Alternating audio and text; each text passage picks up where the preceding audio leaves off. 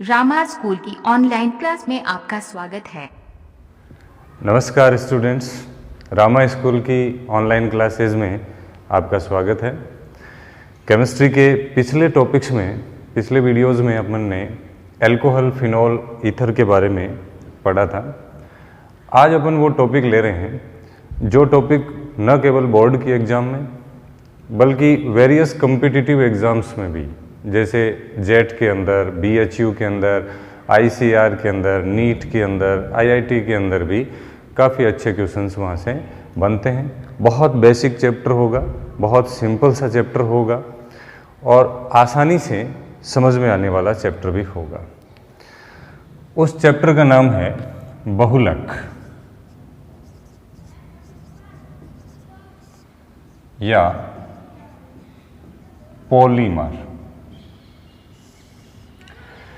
इसमें अपने को सबसे पहले पढ़ना क्या है? जब भी अपन कोई पाठ पढ़ें उसमें ये देखें कि हमें इस पाठ में किस बारे में पढ़ना है, कौन कौन सी चीज़ें हैं, कहाँ से इसके क्वेश्चन पूछे हुए हैं पिछली एग्ज़ाम्स के अंदर और कहाँ से आपके और नए क्वेश्चंस हैं या अलग तरीके के क्वेश्चंस हैं वो बन सकते हैं। हम इस चैप्टर के अंदर ये चीज़ देखेंगे कि सबसे पहले तो अपने को इसकी परिभाषा या डेफिनेशंस, इसके बारे में जानना है। फिर अपन इसके प्रकार या टाइप्स के बारे में जानेंगे कि कौन कौन से बहुलकों के प्रकार हैं, कितने तरीके से आप उसको बांट सकते हैं। प्रकार के बाद में अपने को देखना है कि इन बहुलकों के अपनी डेली लाइफ में, इंडस्ट्रियल प्रोसीजर्स के अंदर और क्या उपयोग हैं, कहाँ कहाँ ये काम में आते हैं, इस चीज़ को अपने को माइंड में रखना है। फिर इनको जो बनाने के फॉर्मेशन हैं, किस तरीके से इन बहुलकों का निर्माण किया जाता है, जिसको अपन बोलेंगे बहुलीकरण, यानी ये बहुलीकरण की क्रियाविधि क्या है, प्रक्रियाएं क्या हैं और कुछ स्पेसिफिक इनके आणविक द्रव्यमानों के बारे में भी अपन बात करेंगे कि इनके अणुभार या आणविक द्रव्यमान है वो किस तरीके से अपन निकाल सकते हैं, उनको कैलकुलेट कैसे किया जा सकता है। और साथ में वर्तमान में जो प्रदूषण की समस्याओं को देखते हुए कुछ स्पेसिफिक पॉलीमर्स हैं, उनका फॉर्मेशन किया गया है जो बायोडिग्रेडेबल होते हैं, तो उनको एक अलग तरीके से अपन देखेंगे कि जो जैव निम्नीकृत बहुलक होते हैं या बायोडिग्रेडेबल पॉलीमर्स होते हैं वो क्या होते हैं।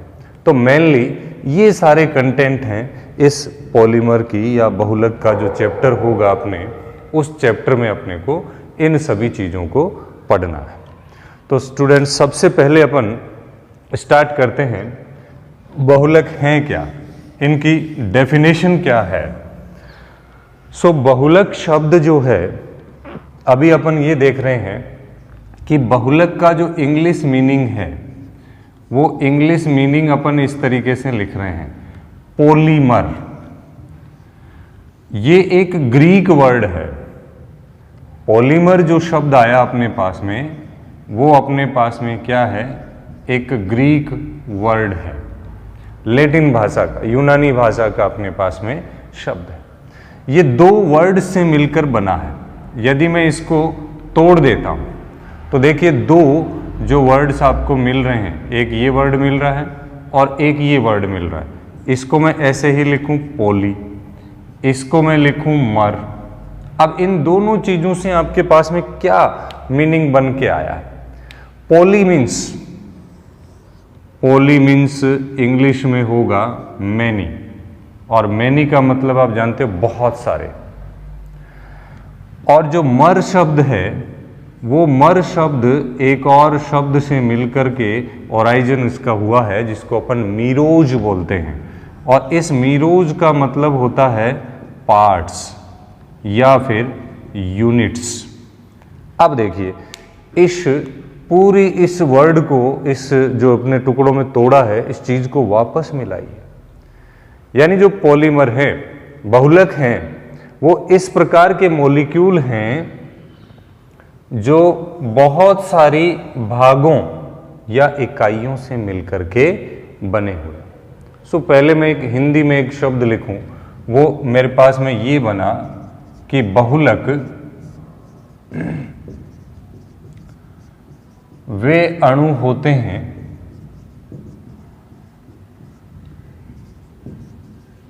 जिनका निर्माण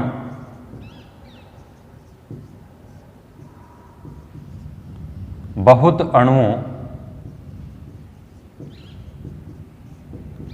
या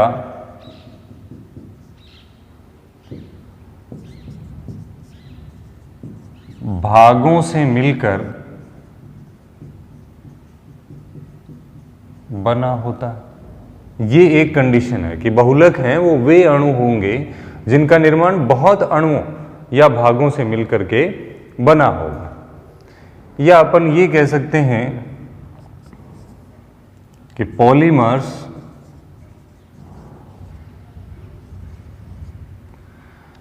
are formed by many simple और स्मॉल यूनिट्स। यानी जो बहुलक होते हैं वो बहुत ही छोटी और सरल इकाइयों से मिलकर के बने होते हैं। तो ऐसे अणु हों, ऐसे यौगिक हों, वो यौगिक क्या कहलाते हैं? बहुलक कहलाते हैं।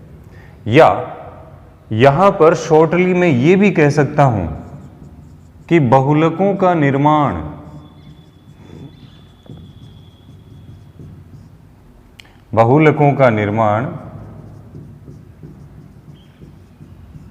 छोटे सरल अणुओं के परस्पर जुड़ने से होता है। ये भी तो कहा जा सकता है ना कि पॉलीमर्स आर फॉर्म्ड, या अपन ये कह सकते हैं कि when simple molecules are associated with each other then polymers are formed. यानी बहुलकों का निर्माण तब होता है जब आपके छोटे सरल अणु आपस में जुड़ जाते हैं। अब इस चीज को, अब एक पूरा आपके पास में एक परफॉर्मा तैयार हो गया कि बहुत सारे छोटे छोटे भाग, छोटी छोटी इकाइयां या छोटे छोटे अणु परस्पर मिल करके क्या कर लेते हैं? बहुलक का फॉर्मेशन कर लेते हैं। अब यहां से एक जो चीज अपने पास में और निकल के आएगी उसके बारे में भी अपन यहां पर बात करेंगे। उसको मैं एक एग्जाम्पल से, यानी बहुलक का जैसे निर्माण होता है, अब ये तो हमें पता लग गया कि छोटे अणुओं से मिलकर के बन रहा है, लेकिन उन छोटे अणुओं को क्या कहेंगे? क्या एक ही तरीके के छोटे अणु हो सकते हैं, एक से ज़्यादा अणु हो सकते हैं, या अलग अलग प्रकार के अणु हो सकते हैं या नहीं हो सकते हैं, और किस तरीके से जुड़ेंगे, उनकी संख्याएं कितनी होंगी, वो सारी चीज़ें अपने को यहाँ पर पढ़नी है। एक नॉर्मल रिप्रेजेंटेटिव रिएक्शन मैं यहाँ पर लिख रहा हूँ। मैंने एक शब्द लिखा है N, और यहाँ पर लिख रहा हूँ मैं CH2 डबल बॉन्ड CH2, और इस रिएक्शन को मैं इससे एक प्रोडक्ट बना रहा हूँ CH2 CH2N। ये एक चीज़ मेरे पास में यहाँ पर आ रही है। अब मैं ये कहूँगा कि ये जो मॉलिक्यूल है, आप सब लोग इससे फेमिलियर हो, 2 कार्बन एटम्स हैं, डबल बॉन्ड उनके बीच में है, हाइड्रोजन के अलावा कुछ नहीं है, इट मीन्स एथीन है ये। तो एथीन एक तरीके की आपके पास में एल्कीन हो गई साहब। तो एथीन है। अब इस एथीन का यहां पर प्रोडक्ट बन रहा है, इस प्रोडक्ट को अपन कह रहे हैं पॉलीएथीन। यानी ये अपने पास में एथीन बना और इसको अपन कह रहे हैं पॉलीएथीन, या जनरली अपन जिस नाम से जानते हैं इसको पॉलीथीन भी कहा जाता है। इन की जो ध्वनि आ रही है वो एल्कीन के कारण आ रही है। इसका मतलब ये हुआ कि एथीन के कितने अणु मिल रहे हैं? n अणु। अब n क्या है? n तो कोई भी संख्या हो सकती, कोई भी पूर्ण नंबर, पूर्णांक संख्या हो सकती है, जीरो नहीं करेंगे इसको, लेकिन ये भी ध्यान रखना है। 1 से लेकर के अनंत तक कोई भी पूर्णांक संख्या यहाँ पर हो सकती है। इसका मतलब है कि ये एथीन है, इसकी संख्या हमेशा 1 से ज़्यादा होगी, तभी तो ये बहुलक बनेगा ना। तो 1 से ज़्यादा तो होनी चाहिए।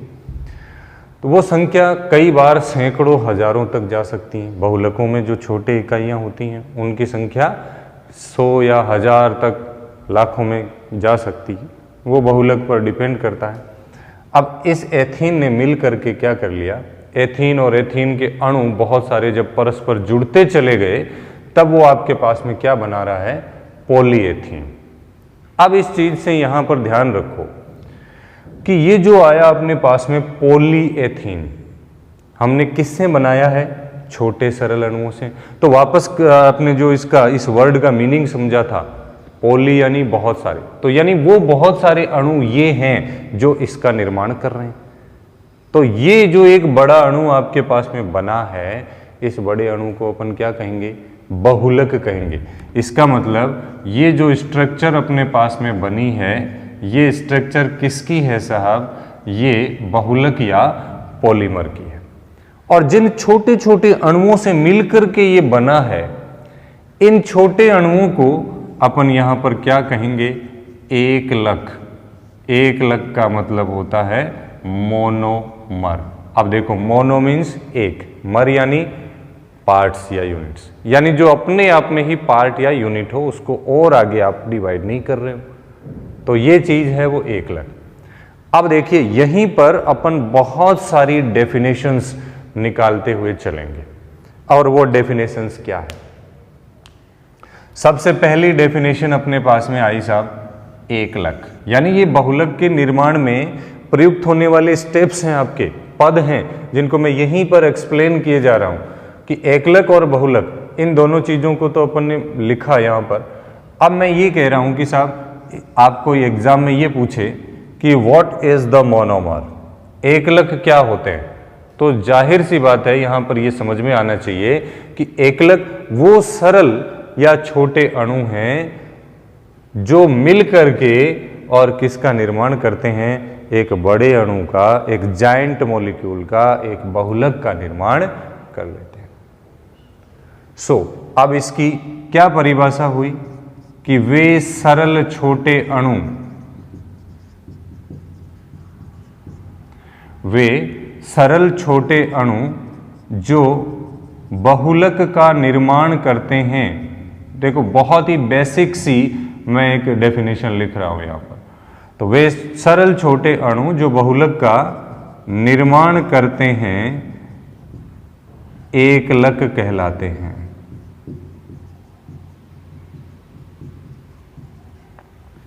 यानी those simple small molecules which form a polymer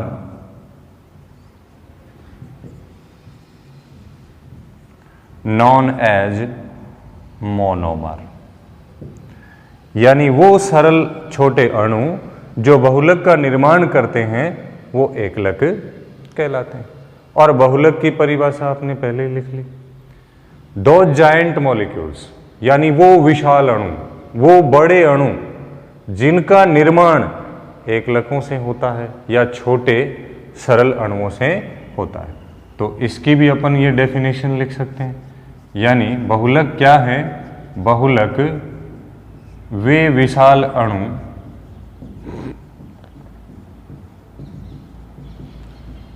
जिनका निर्माण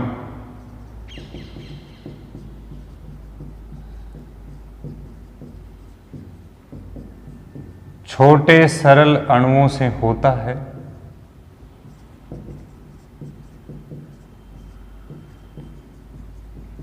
बहुलक कहलाते हैं। ये एक कंडीशन अपने पास में आई। अब देखिए, इसको मैं इंग्लिश में आपके पास में नरेट करूं कि those giant molecules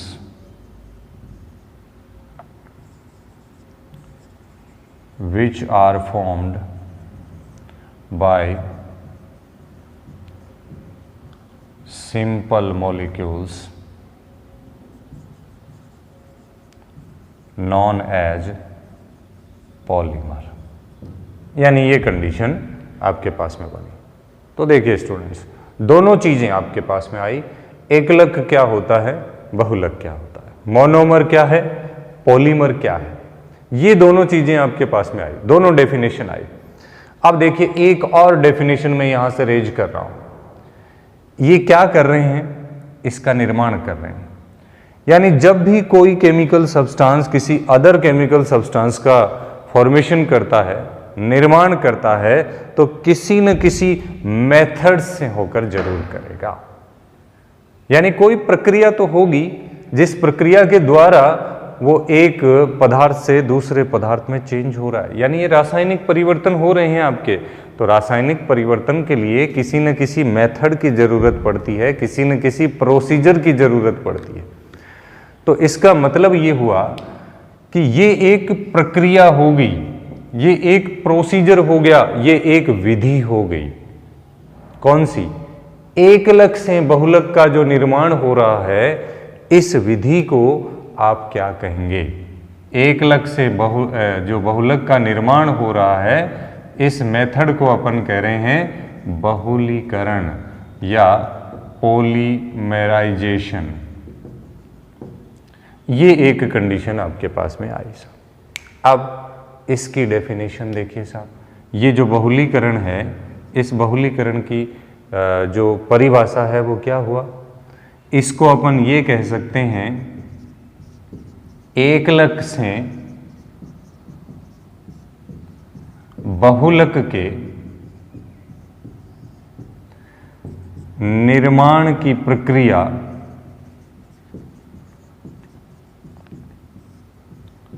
बहुलीकरण कहलाती है।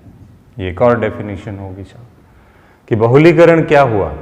एकलक जब बहुलक में बदल रहा है, तो जिस मेथड के द्वारा बदल रहा है, जिस प्रोसीजर के द्वारा, जिस प्रोसेस के द्वारा बदल रहा है, उसी को अपन क्या बोल रहे हैं?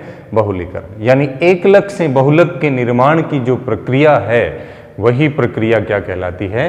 बहुलीकरण कहलाती है।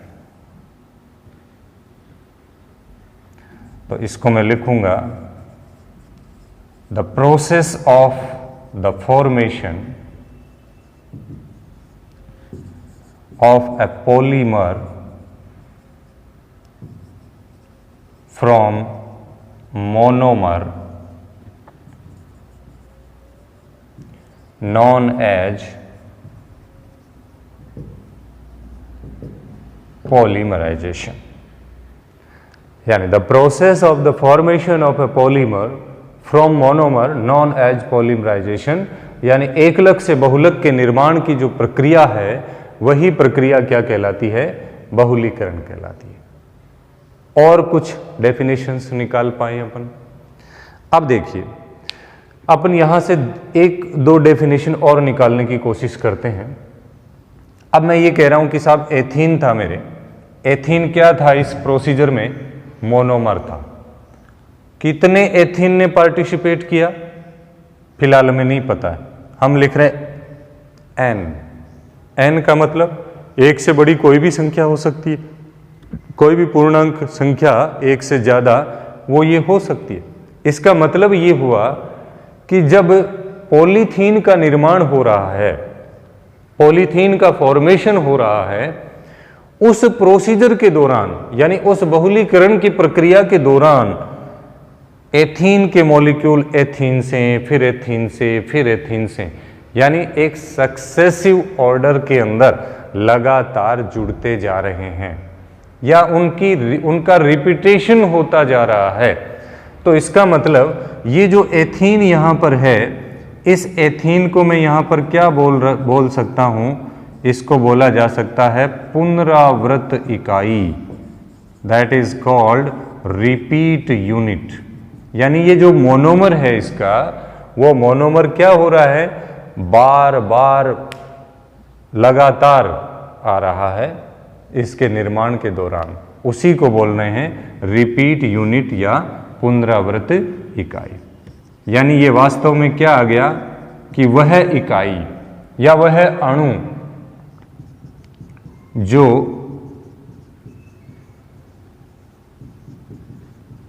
बहुलीकरण के दौरान या कह दें एक बहुलक के निर्माण के दौरान बार बार आती है, पुनरावृत इकाई या रिपीट यूनिट कहलाती है। यानी ये वास्तव में क्या है? Those units which repeats again and again in the process of polymerization is called repeat unit या पुनरावृत इकाई। एक और शब्द यहां पर अपन ने लिया कि ये जो एन लिया, ये एन क्या है? ये नंबर ऑफ मोनोमर्स है। यानी एक बहुलीकरण की प्रोसीजर के दौरान जो एकलक इकाइयों की संख्या है, वो एकलक इकाइयों की संख्या एन है। यानी एन को अपन ने यहां पर क्या बांटा है? एन को मैं कह रहा हूं एकलक इकाइयों की संख्या, यानी नंबर ऑफ मोनोमर्स। और ये नंबर ऑफ मोनोमर्स यही तो भाग ले रहे हैं एक तरीके से बहुलक के निर्माण की प्रोसीजर के अंदर, तो इसको बोला जाता है डिग्री ऑफ पॉलीमराइजेशन, या हिंदी में इसको अपन कहेंगे बहुलीकरण की मात्रा। तो बताइए क्या डेफिनेशन होगी साहब? अब ये तो संख्या ही तो है ना, तो बहुलक के निर्माण में जो एकलक इकाइयों की संख्या होती है उसी को क्या बोलते हैं? डिग्री ऑफ पॉलीमराइजेशन, यानी बहुलीकरण की मात्रा बोला जाता है। यानी number of monomer units in the process taking part in the process of polymerization is called degree of polymerization। तो एक बहुलक जब बनता है एक मोनोमर यूनिट से, तो इतनी सारी टर्मिनोलॉजी उसके अंदर काम में आती है। तो दोस्तों ये बहुत कहने को बहुत छोटी छोटी परिभाषाएं हैं, तो इसमें मैं सारी चीज़ें वही JET, BHU, ICR, NEET, IIT 12th का जो पोर्शन है वो, तो वेरियस कॉम्पिटिटिव एग्जाम में से इवन आपके जो बहुलक का जो पोर्शन है वो छोटे जो RPSC लेवल के एग्जाम भी होते हैं, उन एग्जामिनेशन में भी इसको पूछा जाता है। तो एक जनरल साइंस के तौर पे भी आप इसको ध्यान में रख सकते हैं, अपने सिलेबस के तौर पे भी ध्यान रख सकते हैं, और जो आगे आने वाली जो कॉम्पिटिशन्स हैं उनके तौर पे भी इनको ध्यान रख सकते हैं। यानी इनमें आपको छोटी छोटी चीज़ें साथ में लेकर के चलनी पड़ेगी। तो ये एक एग्जाम्पल की सहायता से एक छोटा सा प्रयास मैंने किया बहुलक को समझाने का, कि बहुलक को आप इस तरीके से क्लासिफाइड कर सकते हैं। तो एकलक क्या होते हैं, बहुलक क्या होता है, बहुलीकरण की मात्रा है वो क्या होती है, पुनरावृत इकाई क्या होती है, और डिग्री ऑफ पॉलीमराइजेशन क्या है, और बहुलीकरण किसे कहते हैं, ये सारी चीज़ें। अब इनमें से आपको कई बार क्या कर लेता है, एकलक पूछ लेता है, कई बार संरचनात्मक इकाई पूछ लेता है, कई बार कह देगा कि बहुलक का फॉर्मूला लिखो, कई बार कहेगा कि बहुलक का इसका इस उपयोग में कौन से बहुलक का काम आता है ये। तो ये सारी चीज़ें हैं, उपयोग दे करके भी पूछेगा। तो यहाँ से इसी तरीके के आपके पास में क्वेश्चन से बनते हैं। अब साहब ये तो एक डेफिनेशन, जनरल इंट्रोडक्शन अपना पॉलीमर का हुआ। अब इसके बाद में अपन बात करते हैं कि साहब ये बहुलक हैं वो कहाँ से आपको प्राप्त हो जाते हैं। तो इनका जो क्लासिफिकेशन है, इनका वर्गीकरण है, वो अपन देखते हैं कि किस किस आधार पर अपन बहुलकों का वर्गीकरण कर सकते हैं। तो वहाँ से भी छोटे मोटे एग्जाम्पल्स आपके पास में पूछ लिए जाते हैं साहब। तो बहुलकों का वर्गीकरण क्या होगा वो चीज़ अपन यहाँ पर देखते हैं। अगली जो अपने पास में, इसको मैं बना रहा हूँ हेडिंग, बहुलकों का वर्गीकरण। ये कंडीशन आई अपने पास में साहब, क्लासिफिकेशन ऑफ पॉलीमर्स। अब बहुलकों का वर्गीकरण अपन किस किस आधार पर कर सकते हैं? कोई ज़रूरी नहीं है कि, देखिए वर्गीकरण डिपेंड करेगा कि आप किस आधार पर करते हैं, उसी हिसाब से अलग अलग तरीकों में उसको बांट सकते हैं। तो बहुलकों को किस किस आधार पर बांटा गया है? सबसे पहला, अब मैं एक बार सारा एक क्लासिफिकेशन इनका जिस भी प्रकार से संभव है, जिस भी प्रकार से अभी तक किया गया है, वो सारी चीज़ें मैं यहाँ पर लिख रहा हूँ।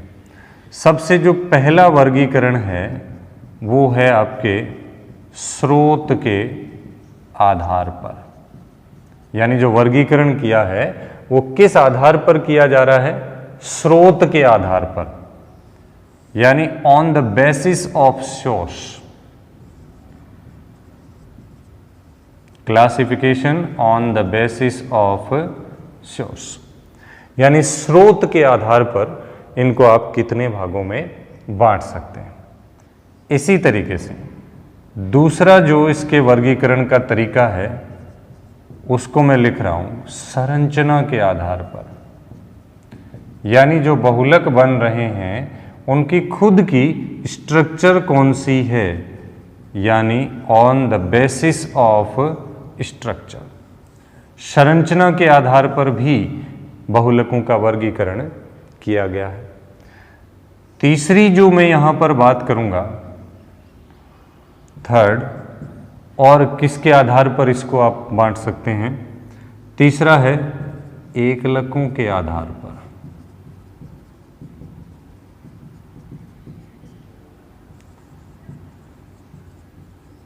यानी on the basis of monomer.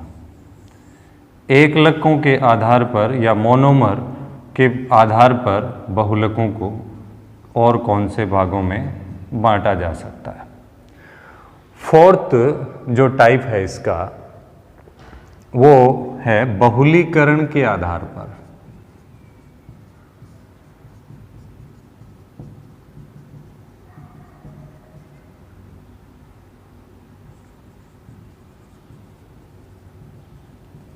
On the basis of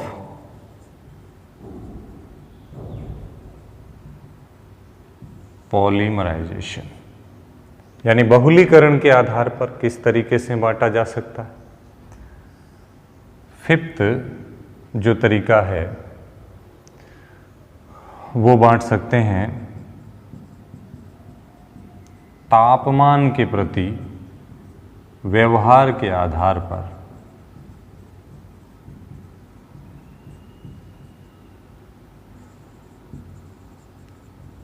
यानी on the basis of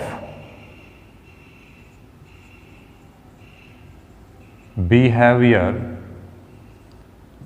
towards temperature, यानी तापमान के प्रति व्यवहार के आधार पर बहुलकों को कितने भागों में बांट सकते हैं। और एक लास्ट मैं यहाँ पर लिख रहा हूँ, आणविक बलों के आधार पर भी बहुलकों का वर्गीकरण किया जा सकता है।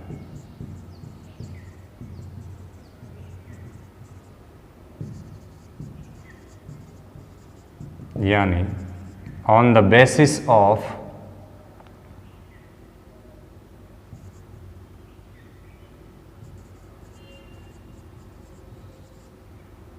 मॉलिक्यूलर फोर्सेज, आणविक बलों के आधार पर बहुलकों का वर्गीकरण। तो देखिए स्टूडेंट्स, जनरली अपन ये देख रहे हैं कि जो बहुलकों का क्लासिफिकेशन हुआ है वो बहुलकों का क्लासिफिकेशन 6 प्रकार से किया गया है। अब वो 6 प्रकार आपके कौन कौन से हैं साहब? एक तो है स्रोत के आधार पर, on the basis of source. दूसरा है संरचना के आधार पर, on the basis of structure. Third है एकलकों के आधार पर, on the basis of monomer. Fourth है बहुलीकरण के आधार पर, on the basis of polymerisation.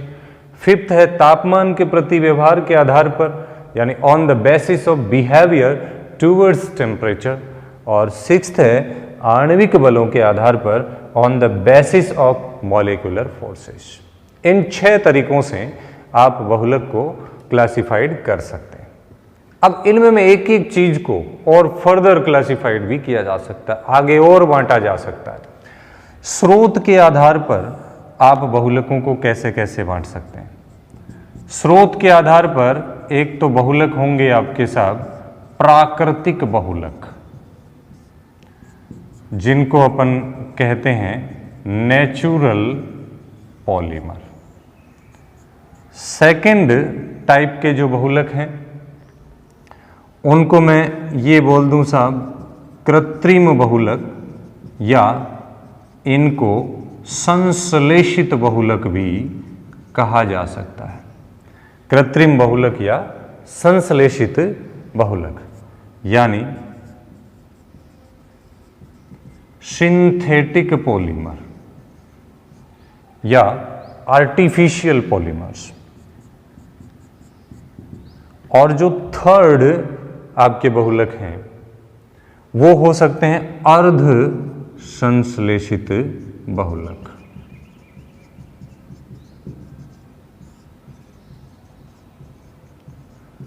अर्ध संश्लेषित बहुलक या सेमी सिंथेटिक पॉलीमर। तो जो पहला क्लासिफिकेशन हुआ, स्रोत के आधार पर आप बहुलकों को कितने भागों में बांट सकते हैं? प्राकृतिक बहुलक, कृत्रिम या संश्लेषित बहुलक, अर्ध संश्लेषित बहुलक यानी natural polymer, synthetic polymer and semi synthetic polymer, इनमें बांटा जा सकता है। फिर अगला जो क्लासिफिकेशन करने का तरीका है संरचना के आधार पर, on the basis of structure. तो स्ट्रक्चर के आधार पर अपन कैसे बांटें इनको कि इनकी संरचना कैसी है। जो बहुलकों की खुद की जो चेन्स होती हैं, पॉलीमर चेन्स हैं, वो पॉलीमर चेन्स हैं, उनकी स्ट्रक्चर कैसी है उसके बेसिस पे इसको बांटा गया है। एक को इसको अपन बोल सकते हैं रेखीय बहुलक या लीनियर पॉलीमर। सेकंड जो अपन इसमें बांट सकते हैं शाखित बहुलक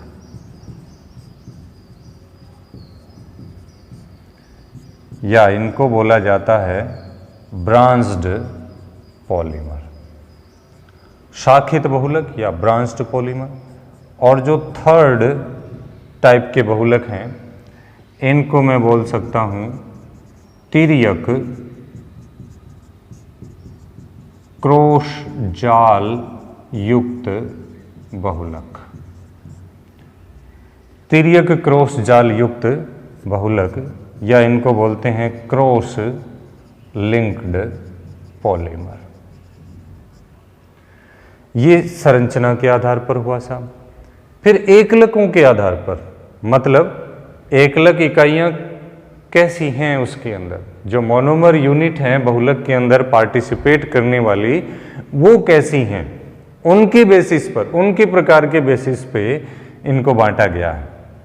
तो इस तरीके के 2 बहुलक हो सकते हैं।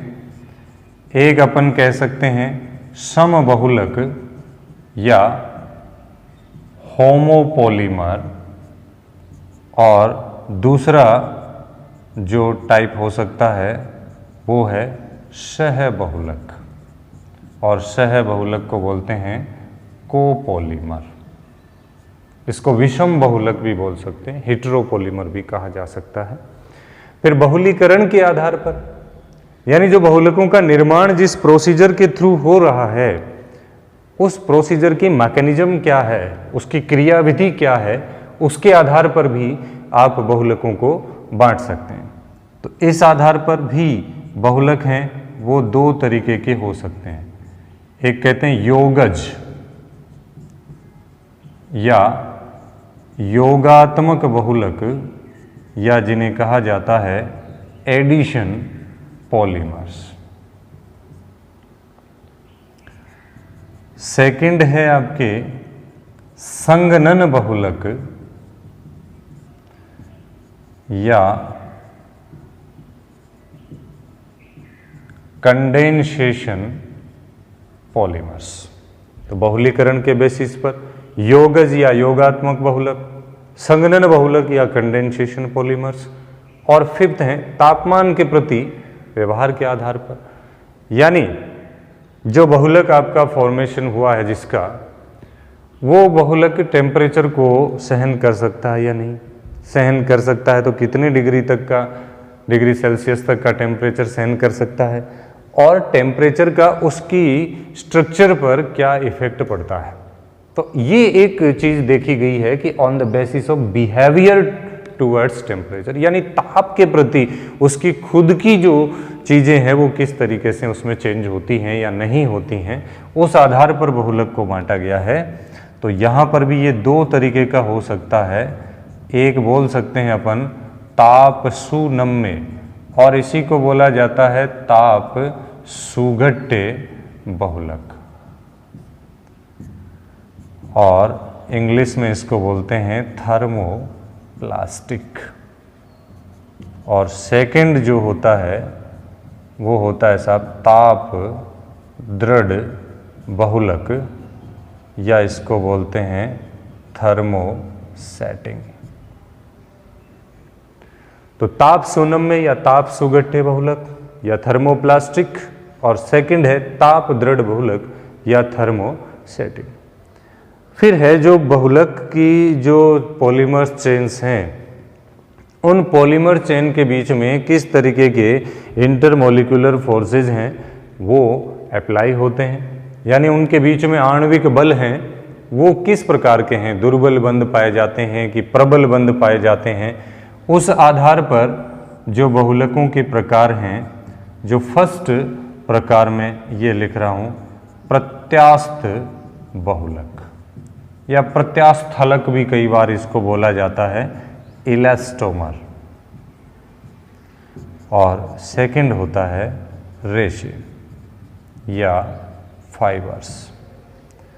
ये आपके बहुलकों के प्रकार हैं साहब। तो एज ए देखने पर अपने को लग रहा था कि साहब 6 ही तो टाइप हैं, लेकिन इन 6 टाइप में भी फिर अलग अलग क्लासिफिकेशन इनका हुआ है। तो ये सारे बहुलक वेरियस कॉम्पिटिटिव एग्जाम्स में, बोर्ड की एग्जाम्स में, जनरल साइंस के तौर पे भी एक बहुत अच्छा टॉपिक होता है ये पॉलीमर। तो ये सारी चीज़ें अपने को यहाँ पर ध्यान रखनी पड़ेगी। एक बार फिर मैं रिपीट कर रहा हूँ इसको, क्लासिफिकेशन ऑफ पॉलीमर्स, यानी बहुलकों का वर्गीकरण कितने तरीके से किया जा सकता है? 6 तरीके से, 6 अलग अलग अपने पास में तरीके हैं साहब। कौन कौन से हैं वो 6 तरीके? स्रोत के आधार पर, on the basis of source, संरचना के आधार पर, on the basis of structure, एकलकों के आधार पर, on the basis of monomers, बहुलीकरण के आधार पर, on the basis of polymerisation, तापमान के प्रति व्यवहार के आधार पर, on the basis of behaviour towards temperature, और आणविक बलों के आधार पर, on the basis of molecular forces. ये वो 6 प्रकार हैं जिसके आधार पर आप बहुलकों को बांट सकते हैं। अब इन 6 प्रकारों के भी अलग अलग प्रकार हैं। जैसे स्रोत के आधार पर बहुलकों को 3 भागों में बांटा जा सकता है। कौन कौन से हैं साहब? प्राकृतिक बहुलक या नेचुरल पॉलीमर, सेकंड है कृत्रिम या संश्लेषित बहुलक या सिंथेटिक पॉलीमर, और थर्ड है अर्ध संश्लेषित या सेमी सिंथेटिक पॉलीमर। सेकंड आपने बांटा साहब संरचना के आधार पर या on the basis of structure, रेखीय बहुलक या लीनियर पॉलीमर, शाखित बहुलक या ब्रांच्ड पॉलीमर, तिर्यक क्रॉस जाल युक्त बहुलक या क्रॉस लिंक्ड पॉलीमर। फिर एकलकों के आधार पर 2 भागों में बांटा, सम बहुलक या होमोपॉलीमर, सह बहुलक या कोपॉलीमर। बहुलीकरण के आधार पर बांटा आपने योगज या योगात्मक बहुलक या एडिशन पॉलीमर्स, और सेकंड संघनन बहुलक या कंडेंसेशन पॉलीमर्स। फिर फिफ्थ बांटा तापमान के प्रति व्यवहार के आधार पर, तो ताप सुनम्य कह दें, चाहे ताप सुघट्टे कह दें, या थर्मोप्लास्टिक, और सेकंड है ताप दृढ़ बहुलक या थर्मोसेटिंग। फिर आया आपके पास में आणविक बलों के आधार पर, तो प्रत्यास्थ बहुलक था या इलास्टोमर था, सेकंड आपके रेसे या फाइबर्स थे। तो ये ओवरऑल एक क्लासिफिकेशन था। कई बार सीधे क्लासिफिकेशन से है वो भी क्वेश्चंस आ जाते हैं कि ये बहुलक है वो किस प्रकार का बहुलक है। तो अब इनकी अपन